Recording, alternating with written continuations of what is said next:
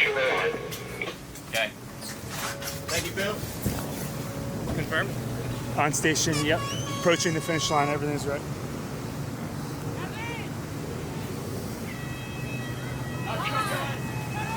Yes! Good job! Nice job, guys! Yes! That was awesome!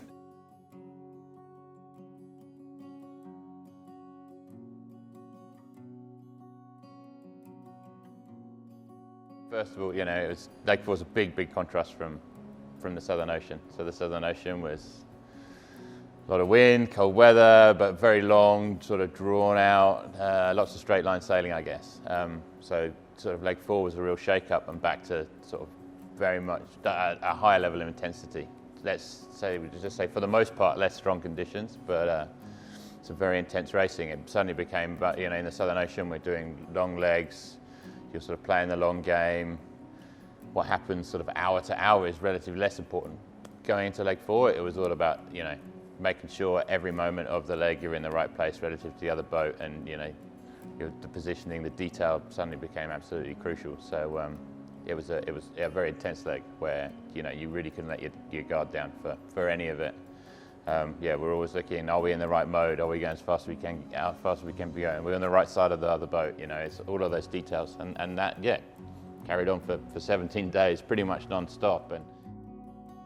And the north-south leg with all the transitions with the tradewinds, doldrums, which are typically less challenging than when we go north to south, but still there's plenty of action there. And then a leg that's also dominated by lots of squall clouds and rainstorms and that sort of stuff. So you always had to be on your guard, because at any one point you could get steamrolled by a rain cloud, and that could sort of gain or lose you 10 miles. So it was again, it was another reason why you always had to be on your game, always paying attention. I guess like the grand finale for the weather was crossing the Gulf Stream. Typically the Gulf Stream can throw out some pretty strong weather, and this time it certainly didn't disappoint. Had a really quite powerful front come off the coast of the east coast of the States, and roll through, and we had to get through that front and through the Gulf Stream at the same time, and cross the Gulf Stream in one hit, so we weren't left with no wind, getting sucked towards Europe in the current. So it was a big challenge, that, and some of the toughest conditions probably we've seen in this leg, even though it only lasted a few hours. We had a great atmosphere on the boat, actually, and it sort of all started from the team really rallying in Brazil. We had our issues in the long leg, and the shore team did an amazing job to turn the boat around and get it in great shape. And there was a real positive energy in the team, which was something that was really nice to be part of. And I think it was really important that we managed to carry that positive energy onto the leg.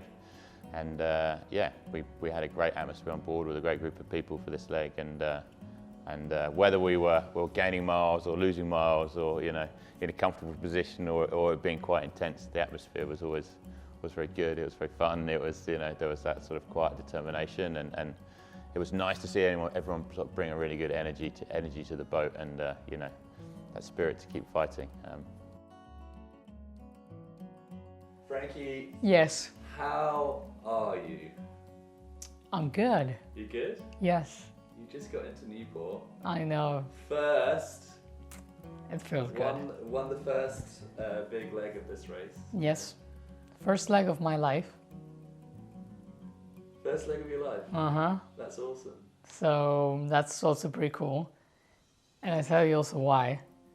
Because Sally won a leg with SCA in the 14-15 race.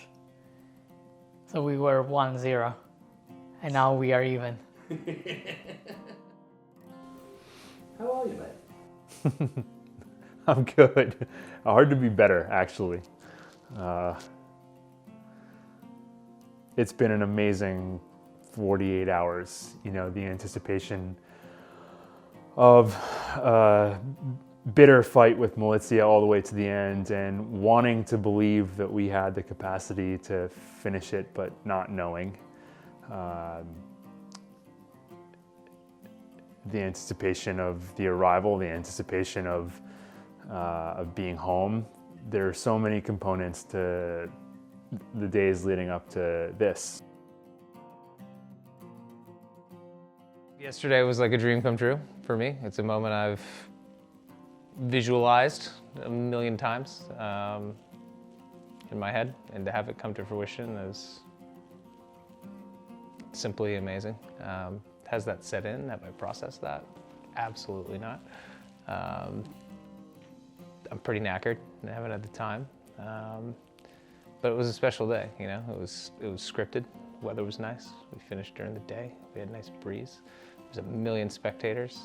And the result was everything you'd hoped it would be.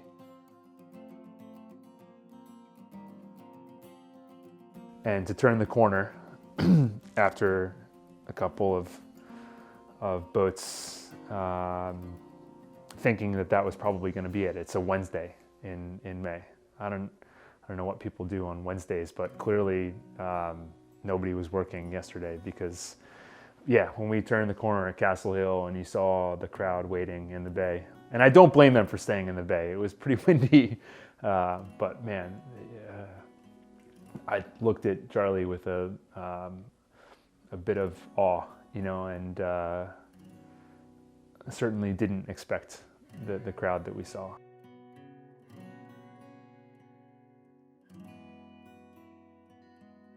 I got emotional. Like, I think I was just like, I was so focused on like sailing for like 17 days that, you know, I had my moment thinking about family or like scrolling the photos on my phone when I was lying in my bunk. But when I saw them, I was just like, whoa. I had to put my sunglasses on. I'm like, I'm not gonna cry. I'm crying. Okay.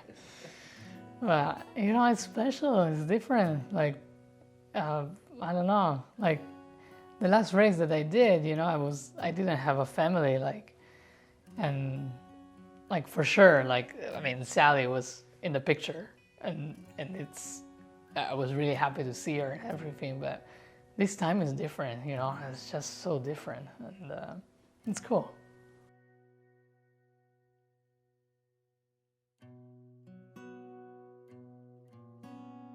I mean, for sure there'd be a moment where it was absolutely frustrating, you know. You keep getting this little Excel page every hour that tells you that you're between 2 and 3 knots slower, and you make the math. It's like, okay, if this keep going for like 10, 12 hours, that's gonna be 30 miles or more, you know. All the lead is gone and they are already ahead another 10.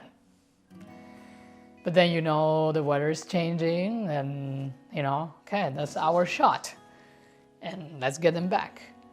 You know, it's hard for us, it's hard for them, it's back hard, like, it's just a game. It's a game of the cat and the mouse, you know. It's all the time, you know. Every time I was waking up, getting on watch, I'm like, where are they?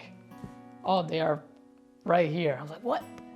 They were right there. I was like, pff. And then you wake up another time, you're like, where are they? Oh, they are back there. Okay, that was good, you guys. And, you know, even myself, sometimes I end up being for 2 hours and like just make sure like they were getting bigger, you know? And when you pass them, you need to make sure that you're getting smaller.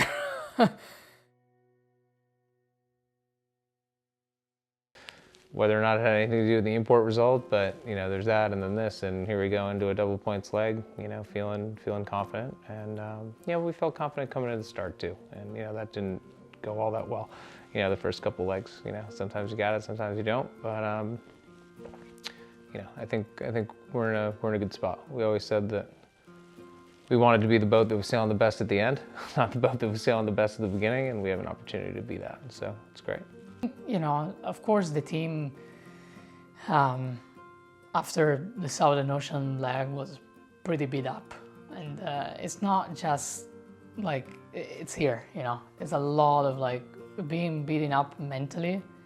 It's so much harder than someone just punch you in the face. You heal pretty quick.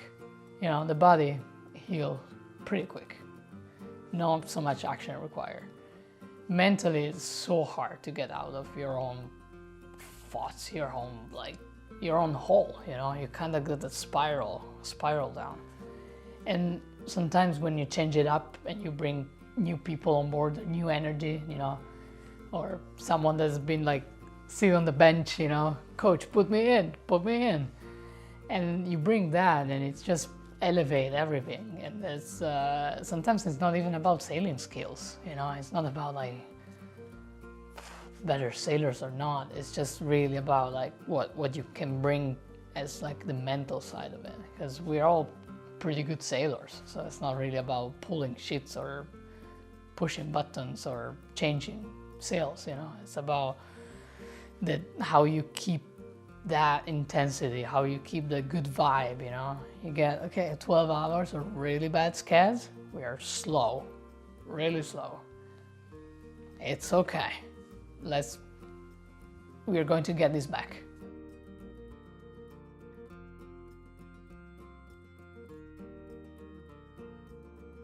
When we were looking for someone to sail this next leg, I reached out to Damien and I asked him if he'd be willing to bring some positivity, some tenacity, and some sage wisdom. And he said, I can sure do that. And he understood, just because of the guy that he is, the role that needed to be filled. And he played the part beautifully.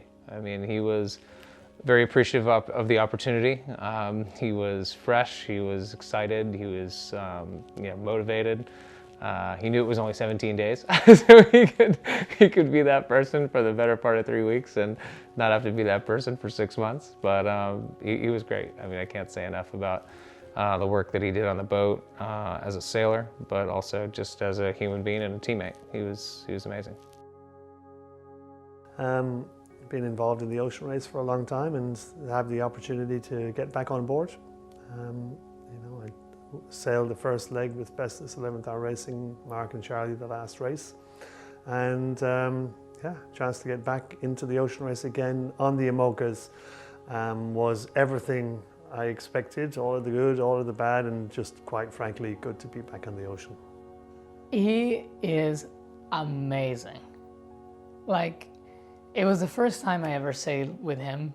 And I also, like, as a person, I didn't really know him really well, you know? He, like, even ashore, he can be a little bit on his own, or, like, amazing.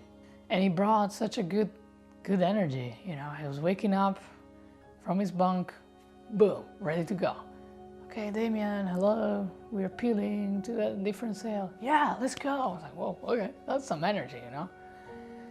The first one, you know, to put the smoke on, going on the bow, checking things, jump in the water, clearing up the prop, and just like, just the knowledge that he brought, and the motivation and different ideas, different way to see things, and it was pretty awesome. Like, we should keep him. Damien, you know, where do you begin with Damien? He's a legend of the sport, and he's achieved and accomplished so much already. And we know him in a certain capacity. He doesn't necessarily have Frankie's smile, but you could tell he was happy and having fun. Yeah. So after winning this leg into Newport, the great thing is we're right there back in the mix for the overall for the race. We're 1 point out of first place, so there's everything to play for. And going into the transatlantic, it's a double point leg. So again, another really important one we're going to have to sail really well, and very, very keen to obviously get a good result. It's magical, and I kind of have a pretty good idea of what they're living, and we should enjoy it, deserve it. It's we got a lot of work to do here now to share that and make ourselves available to the friends, family, and sponsors around. But it's wonderful moments that will kind of mark all of our careers, and especially I'm sure for Charlie and Amo. It was always going to be special because it's home and it's Newport and it's a beautiful place. Whether it's 2 a.m. and dead calm or 3 p.m. in an 18 knots southwesterly sea breeze, it really doesn't matter. It has the same effect for me personally. But I talked a lot in Brazil to a lot of people about the community here and Newport and their capacity to embrace this event and the race, and that it's not just my home for a week and a half, it's everybody's home. We're out there sailing for ourselves, but we know we're sailing for so much more, and there's so many people that follow every day and have been a huge part of getting us to where we are. And I mean, that really sunk in.